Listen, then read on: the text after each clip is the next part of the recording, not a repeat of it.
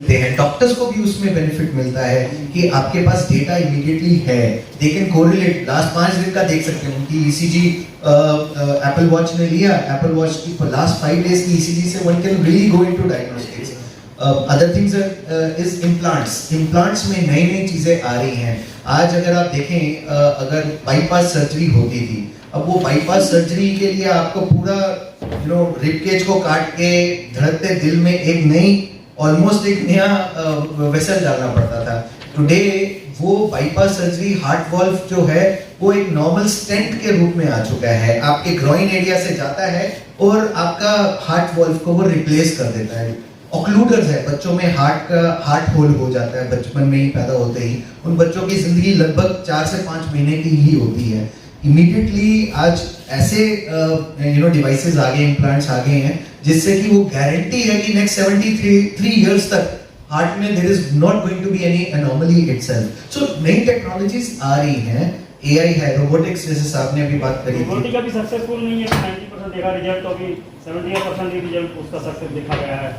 क्यों इतना इतना होने के बाद भी आई थिंक रोबोटिक्स का एक भी होते जा रहे हैं। रोबोटिक्स का एक मापदंड होना चाहिए। हो क्या रहा है कि कई शहरों में स्पेशली क्लास 2 सिटीज में रोबोटिक्स को अनफॉर्चुनेटली थोड़ा एडवर्टाइज करा जा रहा है।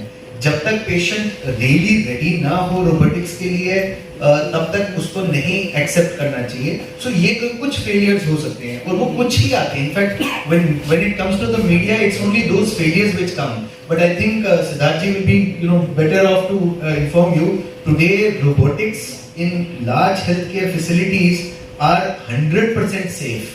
आप I don't want to name hospitals, but then large hospital chains itself have immaculate 100% accuracy in robotics, whether it is cardiac robotics, whether it is other robotics which require non-doctor assistance itself. एक काफ़ी बड़ा summit है, इसमें executives बहुत हैं जो technology providers हैं, अलग अलग सेगमेंट्स में जो टेक्नोलॉजी प्रोवाइडर्स हैं वो हैं। हेल्थ केयर में आज की डेट में टेक्नोलॉजी जो है वो एक बहुत महत्वपूर्ण ज़रिया बन चुका है लोगों तक पहुंचने का। और सिर्फ महत्वपूर्ण ज़रिया ही नहीं, क्वालिटी के ऊपर भी अब इंडस्ट्री का काफ़ी फोकस है, गवर्नमेंट का काफ़ी फोकस है। आपने सुना होगा प्रधानमंत्री ने आयुष्मान भारत की बात करी।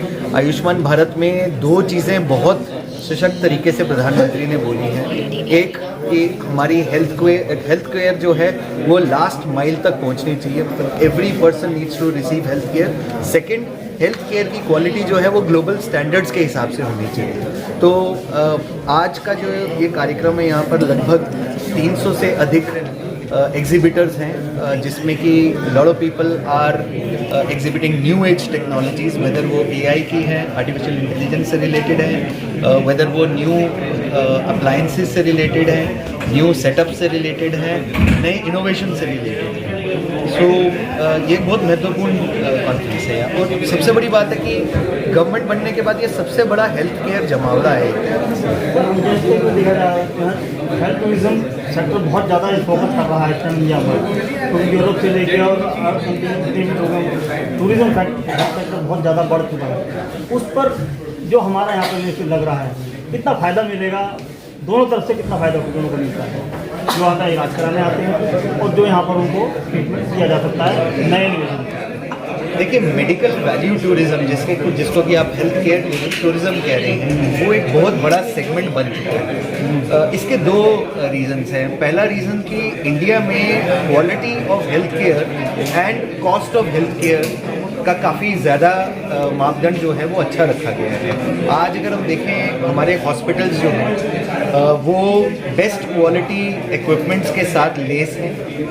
उसमें अगर आप देखें पेशेंट केयर, पेशेंट सेफ्टी की काफ़ी ज़्यादा गुंजाइश हमारे हॉस्पिटल्स में है। दूसरा, हमारा जो कॉस्ट ऑफ हेल्थ केयर है वो लगभग विदेशी कंपनियों में, विदेशी कंट्रीज़ के मुकाबले में काफ़ी कम है।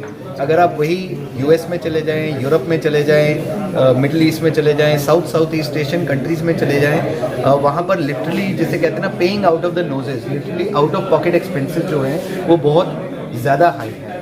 हमारे यहाँ पर because we have good quality manpower, we have more beds to be provided to people coming from these countries, and our turnaround time, हमारा जो turnaround time है towards a particular disease, a particular prevention and curability, वो काफ़ी ज़्यादा अच्छा है मुकाबले की अगर आप US यूरोप के कंट्रीज़ में चले जाएं। सो मेडिकल वैल्यू टूरिज़्म आज की डेट में बहुत बड़ी इंडस्ट्री है। इंडिया में हम लोग इसको काफ़ी ज़्यादा मतलब इसका काफ़ी ज़्यादा पुरजोर स्वागत भी करते हैं, बिकॉज इससे लोगों का जो जहन है इंडिया के बारे में कि इंडिया में कॉस्ट कम है तो क्वालिटी बेकार होगी, वो ख़त्म भी होता है। और हमारे को वैल्यू इसलिए मिलती है बिकॉज जितना जो हमारे हेल्थ केयर प्रोवाइडर्स टेक्नोलॉजी में इन्वेस्ट कर पाते हैं वो इसी कारण कर पाते हैं। सर कितने एग्जीबिटर्स हैं जिन्होंने पार्टिसिपेट किया है इस एग्जीबिशन में? जैसा कि मुझे बताया गया है यहाँ पर लगभग 300 से ज़्यादा एग्जीबिटर्स हैं, और बहुत गर्व की बात यह है कि इन 300 एग्जीबिटर्स में लगभग 60 to 65% डोमेस्टिक कंपनीज हैं, मतलब इंडियन कंपनीज हैं। तो आप मान के चल सकते हैं कि इंडियन कंपनीज आज की डेट में नई तकनीकी ला रहे हैं, नया इनोवेशन ला रहे हैं, और उसमें हमारे ही लोगों को क्वालिटी में बेनिफिट मिलेगा। Health care whether it is preventive और क्यूरेटिव हेल्थ केयर दोनों में बेनिफिट मिलेगा। सर ये बताएं कि यहाँ पर जो भी हेल्थ सेक्टर में थोड़ा आईडी नीचे कर लो भैया सब लोग। क्या कहती है कि मैडम, पूरी नीचे कोरोना के करो। बाद आपकी आईडी। इस हेल्थ सेक्टर को बहुत ज़्यादा बढ़ावा मिला है और नए नए लोग इससे जुड़ते हैं। Hello everyone, I am Yogesh Mudras, managing director Informa markets in India. Informa ये एक हम इंडिया में 2006 से आए हुए हैं और हम एग्जीबिशंस की सबसे बड़ी वर्ल्ड की सबसे बड़ी एग्जीबिशन कंपनी है, और इंडिया में हम लोग अराउंड 30 एक एग्जीबिशंस करते हैं 16 अलग अलग इंडस्ट्रीज से। आप जानते हैं फार्मा से लेके एनर्जी से लेके बहुत सारे अलग अलग सेक्टर्स में करते हैं, और ये हेल्थ केयर सेक्टर में हमारा पहला प्रयास है इंडिया हेल्थ जो हमने लाया है। और ये जो फेयर है ये वर्ल्ड का सबसे बड़ा हेल्थ केयर फेयर दुबई में होता है जो अरब हेल्थ नाम से, वो हमारा फेयर है इन्फॉर्मा का। और हम लोग अलग अलग कंट्रीज़ में एशिया में करते हैं, साउथ अमेरिका, यूएस, यूरोप, हर जगह पे हेल्थ केयर फेयर्स करते हैं। और ये थोड़ा लेट हुए हम लाने में, बट आई थिंक जो आया है पहले एडिशन में बहुत अच्छा रिस्पांस, 300 से ज़्यादा कंपनीज आई हुई है और 18 से 20 कंट्रीज से रिप्रेजेंटेशन है। हंगरी का बड़ा पवेलियन है, बट ये हेल्थ केयर की सारी सेगमेंट्स को कवर करता है। आप देखो medical devices, medical equipments, hospital equipments, आपके डायग्नोस्टिक इक्विपमेंट्स हो, कंज्यूमेबल्स हो, वेरेबल इक्विपमेंट्स हो, सो बहुत सारी जो टेक्नोलॉजी है, सारी नई टेक्नोलॉजीज यहाँ पे ये शो में आई हुई है। और हमने कई नई इनोवेशंस किया, जैसे एक इनोवेशन जोन है जहाँ पे स्टार्टअप्स को एक बढ़ावा देने के लिए एक सेगमेंट किया, जो नए स्टार्टअप जो टेक्नोलॉजीज लेके आई है। बहुत बड़ा कॉन्फ्रेंस हो रहा है, लोकल और बहुत सारे इंटरनेशनल एमिनेंट स्पीकर्स भी है ये शो में, और 60 speakers are there who are attending this show. And ये एक 3 दिन का एक मेला है जो हेल्थ केयर सेक्टर के लिए है, जो आपको सबसे बड़ी इनोवेशन जो देखनी है तो ये शो में ज़रूर आइए। आपको नई टेक्नोलॉजीज और हेल्थ केयर की जो एडवांसमेंट हुई हो यहाँ पे आपको एक ही प्लेटफॉर्म पे देखने मिल सकती है। सर गवर्नमेंट का इनिशिएटिव ये रहता है कि पहले जीएसटी भी बहुत कम कर दी गई हेल्थ सेक्टर में, और भी चीज़ें बढ़ावा दी गई, दवाइयों के बहुत रेट कम कर दिए गए, तो इससे इस डिपार्टमेंट को कितना फ़ायदा मिला उससे? डेफिनेटली आई थिंक जीएसटी कम करना, जो जीएसटी 18% था वो अभी 12% पे आ गया, but I think if it can further go down to, because see health care is not a luxury item, जो मैं बोलता हूँ it is a necessity. So health care में अगर कम हो जाए तो it is becoming more affordable. आज actually if you see it statistically we still import 75% import हो रहा है हमारे यहाँ पे। सो अपनी मैन्युफैक्चरिंग कैपेसिटी इतनी इम्प्रूव नहीं है। सो गवर्नमेंट ने अच्छा किया कि PLI स्कीम लाया है जिससे मोर मैन्युफैक्चरिंग इंडिया में हो जाए।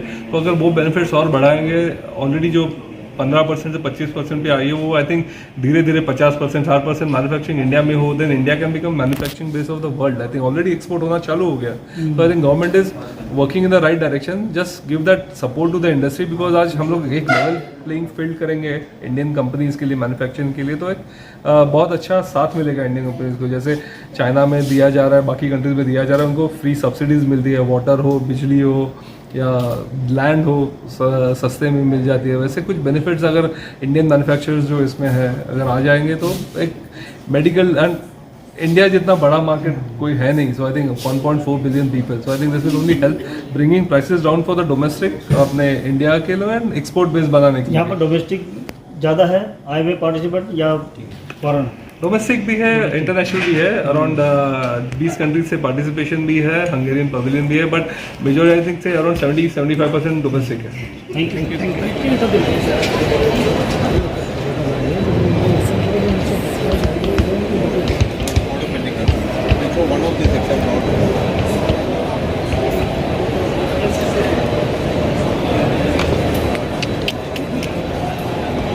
तुम बना रही हो, मेरी भी बना देना, ठीक है? अब चलते हैं, ठीक है? तो गई हो, हम आगे जा रहे हैं।